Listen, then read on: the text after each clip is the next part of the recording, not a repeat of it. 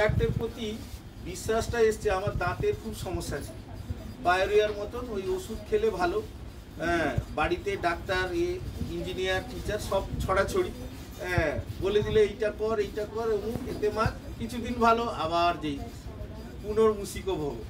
তো যাই হোক, তো গ্লিস্টার আমি যবে থেকে পেয়েছি, ওটাই মানে টিকে যাওয়ার একটা প্রথম কারণ ছিল। মানে অসাধারণ, আজও অবধি দাঁতের কোনো সমস্যা নেই।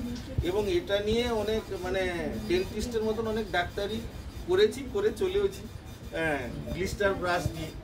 আর 2 নম্বর হচ্ছে, আমার মা আমার বিয়ে করার ঠিক 1 মাসের মধ্যে আমার মার মানে খুব গুরুতর অসুস্থতা ছিল, সুগার, এবং সেখান থেকে প্রথমে বুড়ো আঙুল কেটে বাদ দিতে হয়, তারপরে পা অ্যাম্পুট করতে হয়। ওই জন্য ভেলোরে নিয়ে যাওয়া হয়েছিল, এবং সঙ্গে কৃষ্ণাও গেছিল। তো কৃষ্ণা ওখানে ব্লাড দরকার হয়।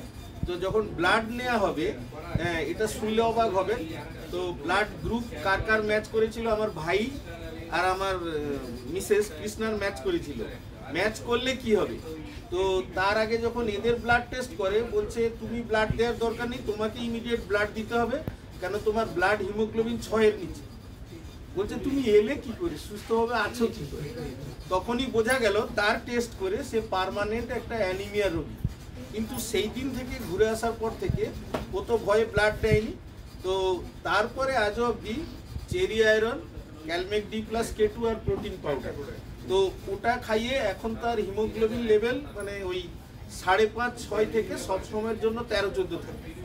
তো আজ অবধি কোনো সমস্যা নেই। এবং ওইখান থেকে কিডনির প্রবলেম, হাইপোক্সিয়া এবং বহু রকমের লো প্রেশার অনেক কিছু ছিল, এখন সে সুস্থ স্বাভাবিক, আপনারা অনেকে দেখেছেন।